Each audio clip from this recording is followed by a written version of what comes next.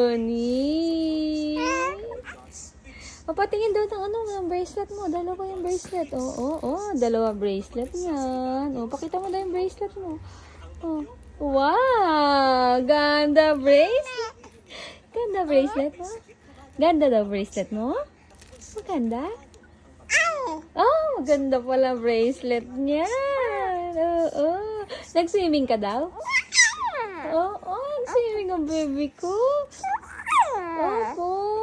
Saan? Doon. Sa swimming pool. Nag-swimming ka? Ha? Nag-swimming pool lang yung baby ko.